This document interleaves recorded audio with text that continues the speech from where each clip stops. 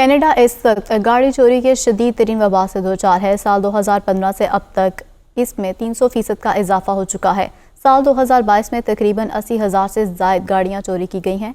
Canadian finance and leasing association की 2023 की एक रिपोर्ट में इंकशाफ किया गया है कि औसतन हर 6 मिनट में एक गाड़ी चोरी होती है। गाड़ियों की चोरी की रोकथाम के लिए वफाकी हुकूमत ने गुज़श्ता रोज़ हंगामी बुनियादों पर $121 मिलियन जारी करने समेत आला सतही इजलास तलब कर लिया है। इस हवाले से महबूब शेख की रिपोर्ट देखिए। आपसे ये कहूँ कि दुनिया का दूसरा सबसे बेहतरीन और बड़ा मुल्क कनाडा इस वक्त गाड़ियों की चोरी की वबा से दो चार है, तो शायद आप यकीन नहीं करेंगे।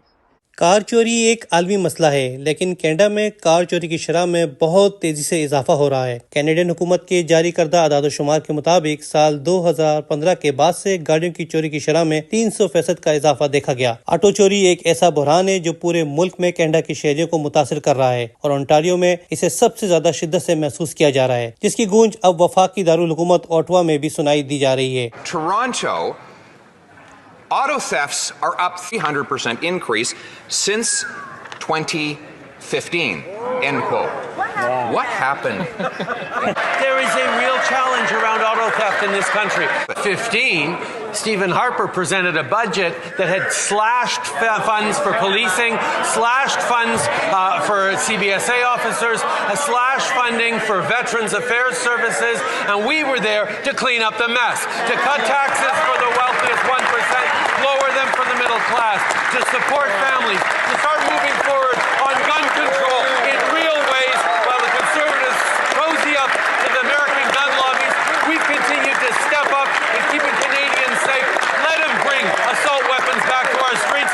We'll keep Canadians safe. चोरी में इजाफे की वजह मुनज़्ज़म जराइम के हल्के हैं जो कनाडा की बंदरगाहों का इस्तेमाल करते हुए चोरी शुदा गाड़ियों को बैनुल अक़वामी सतह पर अफ्रीका, गाना, नाइजीरिया, अज़रबैजान और दीगर ममालिक में बरामद कर रहे हैं। इंश्योरेंस इंडस्ट्री को साल 2021 में गाड़ियों की चोरी के बाइस तकरीबन $700 मिलियन, जबकि साल 2022 में एक मोहतात अंदाजे के तहत $1 बिलियन के नुकसान का सामना करना पड़ा। गुज़िश्ता चंद सालों में कनाडा के अहम तरीन शहरों टोरंटो, मिसिसागा, ब्राम्पटन में गाड़ियों की चोरी की शरह में 50% इजाफा देखा गया, जबकि मुख्तलिफ अफराद पकड़े गए। बाय ओंटारियो के वजीर आला डग फोर्ड ने इस मौके पर कहा कि